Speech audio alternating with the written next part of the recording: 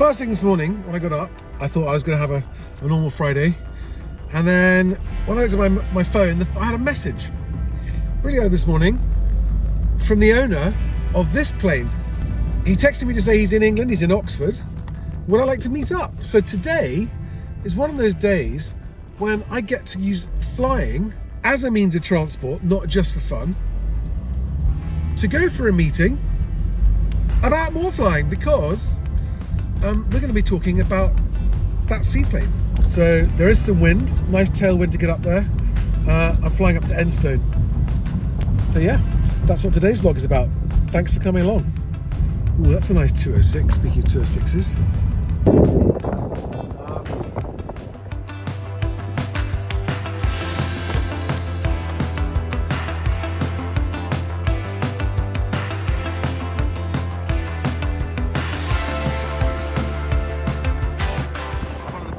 Ever made. This oily bag, put a cloth at the bottom, soaks up all the spare oil, stops the inside of your cotton getting oily. Perfect.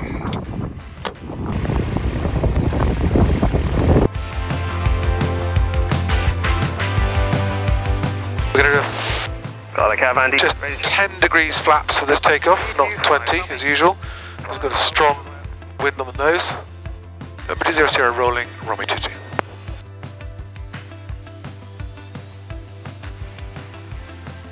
Okay.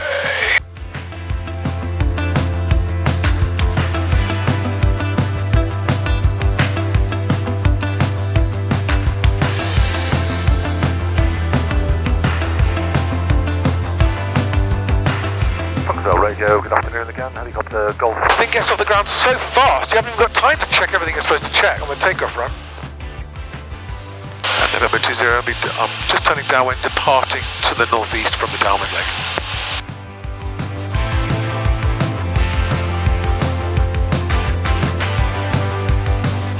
Well, this is pretty different from my last flight. It was very bouncy. 4755.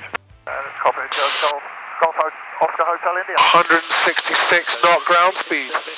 Woo! When you're level at 6,000 feet. Now, those of you who've complained about cables in my cockpit, you'll notice I made a real effort. I got rid of all the cables, except for my headset. But you could forgive me that. But I find myself wanting my iPad to charge up and not be discharging. So, sorry guys. I'm afraid your aesthetic preferences take second place to my flight displays. Feel free to check. Fuel radio engine 23, 24. T's and P's good. EJ6 Lima Tango, Bristol radar. Good afternoon to you. Vectors number 1, RLS27. Direction. Average current 40 miles. We are on track. 050 degrees is our heading. Our track is 049. And altitude, we are at 5,300 feet. Something curious happened when I was climbing out. Yeah, something a bit weird happened. I was climbing out and I had 1,500 foot per minute climb at one point. And then the climb, my vertical speed, suddenly sort of became anemic and it was only showing about 200 foot per minute climb. Even though I was full power, in a full power climb at 80 knots. Didn't stack up. It sort of suggests there might be something shonky with the pressure system, the air pressure system, which might be what's bothering my autopilot. Every autopilot I've ever used in smooth air cannot hold altitude. It just oscillates. Bouncy rough air holds you rock steady pretty much. But this is going up and down, making the airspeed go up and down.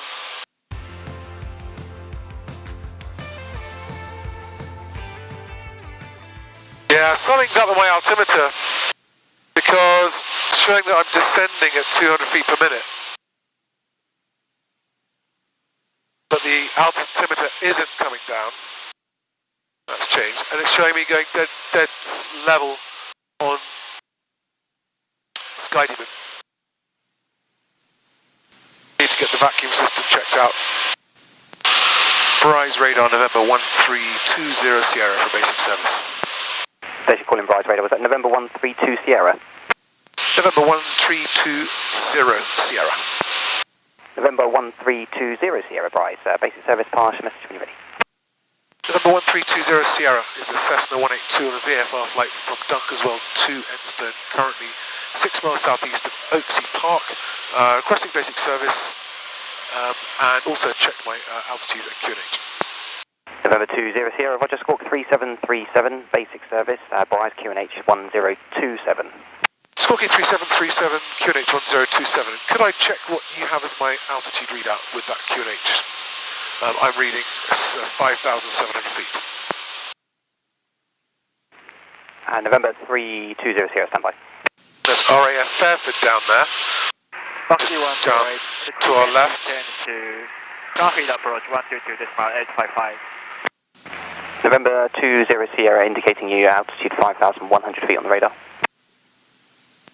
Okay, that's interesting, thank you. My altimeter is indicating 5,500 feet. I've got a problem with my vacuum system. Thanks very much for confirming that, November 20 Sierra. Just remaining on basic service, passing your overhead outside your zone and then descending into Enstone. November 20 Sierra, that's copied. The radar is calibrated to 1013, so with the raw pressure on 1027, that would probably make sense. Sorry, Bryce radar. Could you say that again about the QNH? So you want me to put in 1013. 1013 gives me now 4,900 feet. November 20 Sierra, AFM, that's 4,900 feet reading on radar. Copy that. Okay, back to 1027. 20 Sierra.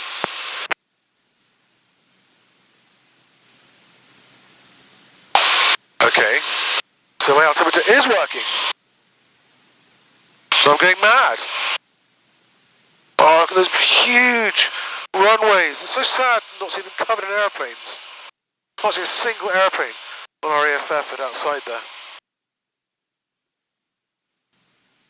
Enstone radio, November 1320 Sierra, 6 miles to the southwest, inbound for landing runway 26 and requesting basic information, airport information.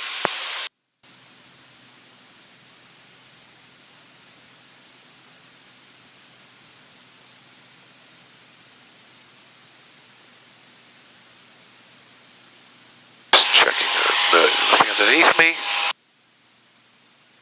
Slowing down. Let's get 10 degrees of flaps in. Flaps 20. Brakes off, undercarriage down and fixed, mixture rich. Fuel on both, prop full forward. Autopilot off, landing light on. That bloody great digger. Right on the runway centre line, look. Not what you need. Reds, greens, blues, flaps 20. Final check's complete.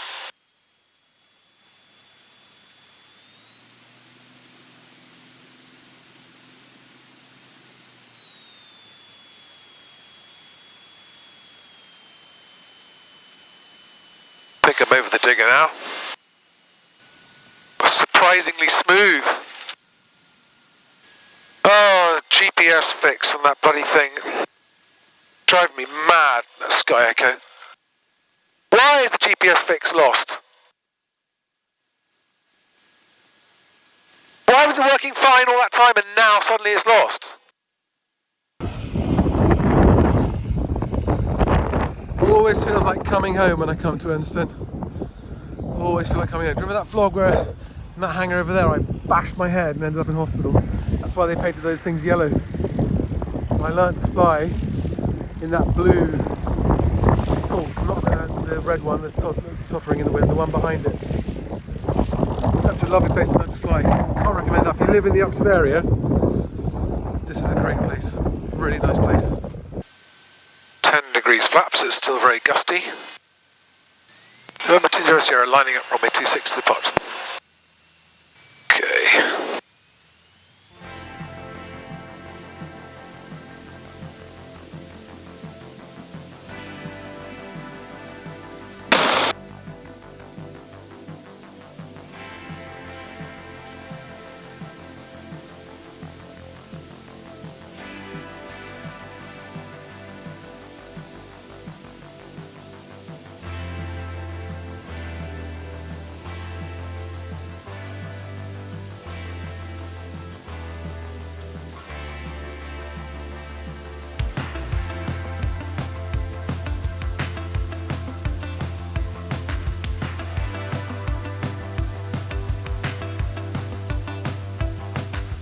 November 20 Sierra, departing straight out to the southwest.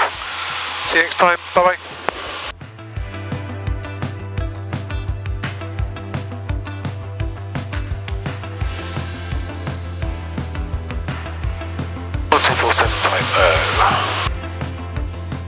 London information, November 1320 Sierra.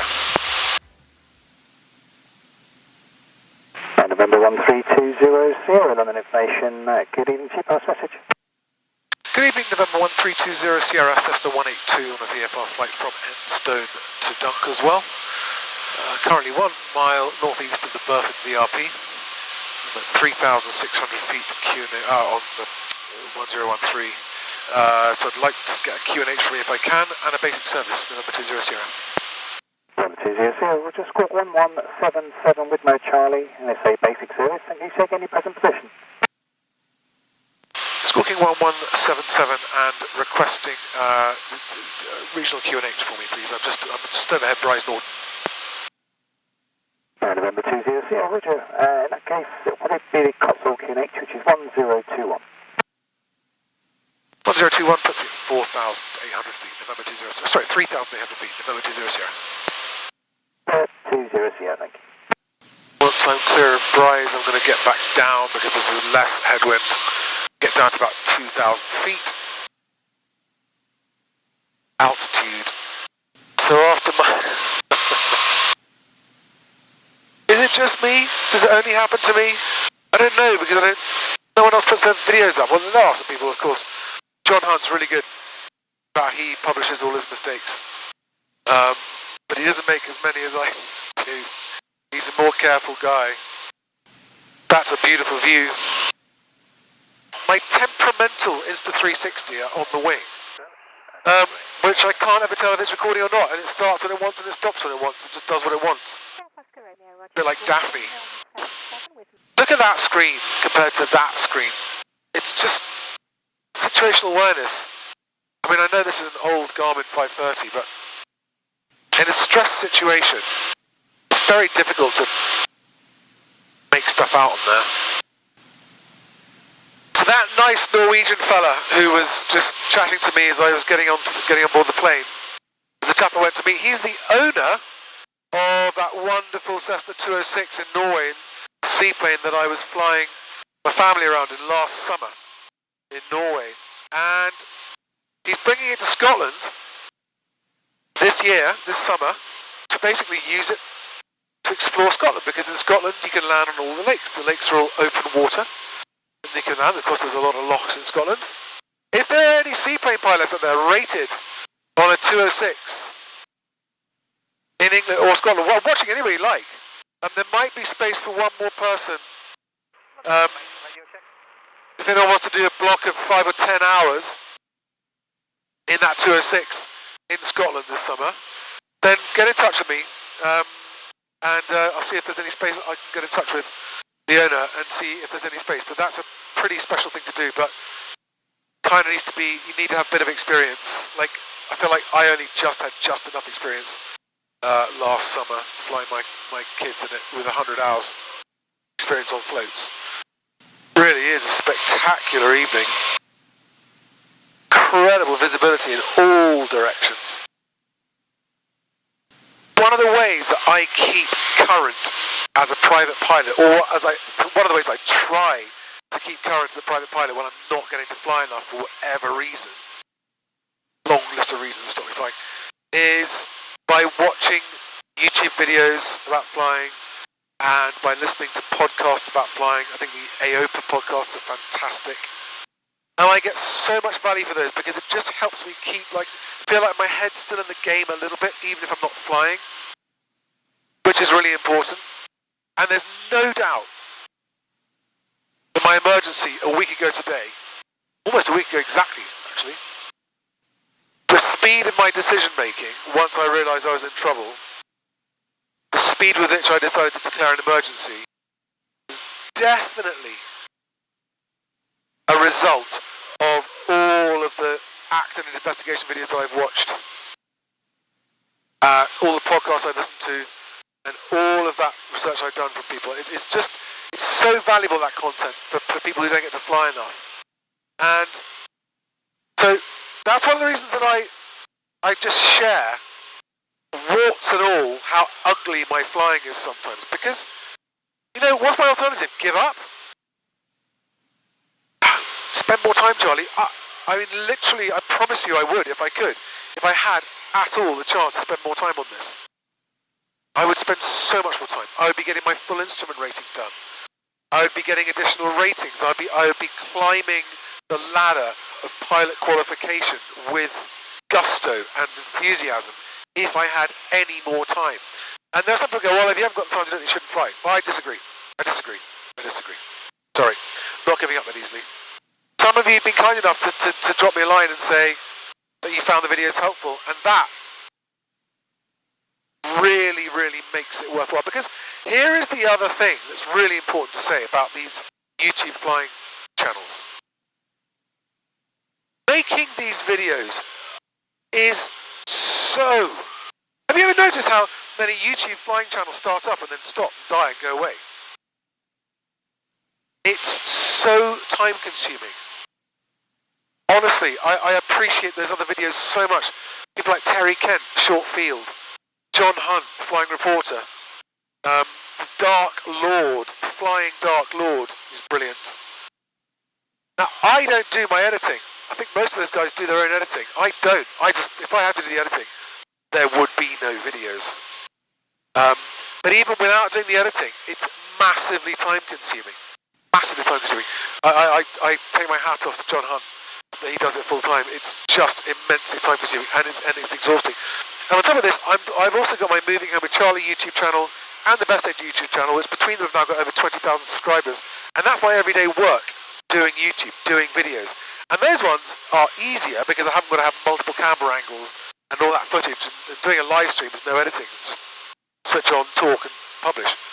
But it's draining. This isn't draining actually, because I'm just sitting in my plane flying along, chatting to you as if you were a passenger sitting on board the plane with me, and I wish you were. I love it nothing more than when my plane is full of people rather than detritus, as it is right now. Oh, I also want to give a shout out to Stefan, that YouTuber from Down Under. He sounds a bit like an Aussie now, but he is a POM originally. An Englishman. He emigrated to Australia, and he's got his lovely Cirrus Echo Yankee Zulu, and he's had that awful diagnosis that meant he's lost his wings for now. He can only fly P2, or just as a passenger. His is a great channel, great videos. A lot of time and effort goes into those videos. I have no idea if he's even aware of my channel's existence. But if you're watching this, Stefan, get well soon. Thanks for your videos. That guy SoCal Monkey, or Flying Monkey, that guy in California with the Piper Saratoga or Cherokee 6, I'm not sure which one it is. He takes his family, his wife and his 3 daughters, goes off on adventures with them. But he's a professional from the film industry. That's why his videos look so cool. I will link to all these channels below in this vlog, because I think they're all worth watching. Terry Kent, Short Field, John Hunt, the Flying Reporter, Flying Dark Lord. I know there are some other newer ones, I don't know off the top of my head. Stefan from Australia with his Cirrus. Definitely check out that channel if you haven't seen it before. I'll link to it below. I can't remember the name of his channel. SoCal Pilot or whatever it is. I'll put it below anyway.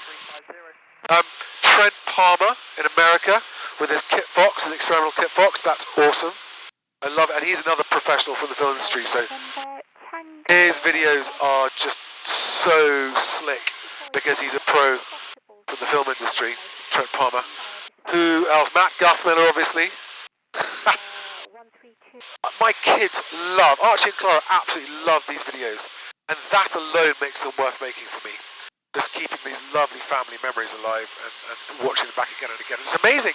Some of my early vlogs are like well over 2 years old now, and the kids, when they're only 6 or 7 years old, 2 years is a long time, they look back and think it's ages ago.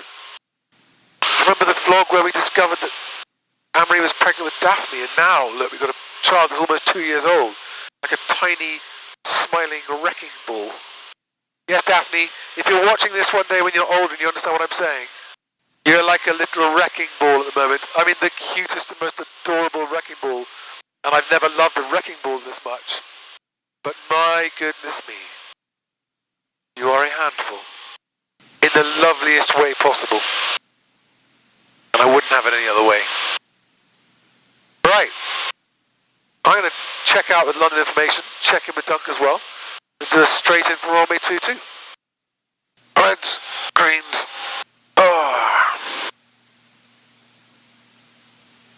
brakes off, undercarriage down and fixed, mixture rich. Cowl flaps open, fuel on both, prop full forward, time way high. Landing light on, autopilot off. Runway 22, windsock checked, that is correct runway for the wind direction.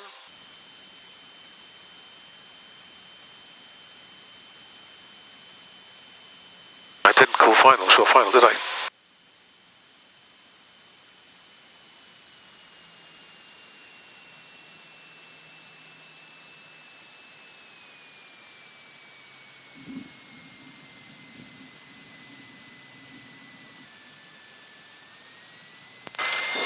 Runway vacated November 20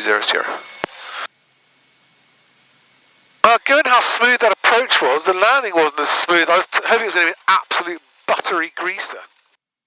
I want to make an extra special thank you to all, especially the long-time followers of this vlog. An extra special welcome to all of the new followers, especially the 400 or 500 of you that came from that Airbus A380 simulator vlog. To all of you who follow me because of my Tesla videos, sorry that there aren't more Tesla videos. There will be one soon because that Tesla's coming up on 100,000 miles and it needs a video done about it.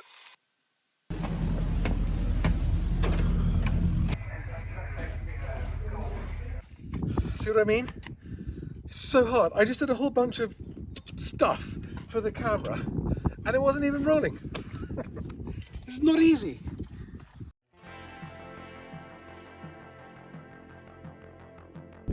Got to do a bit of promo because that as well as helping fix the housing market and help more people be able to afford homes and help make moving easier, should help me to afford to get a seaplane to fly around the world in. Thanks guys, see you next one, bye bye.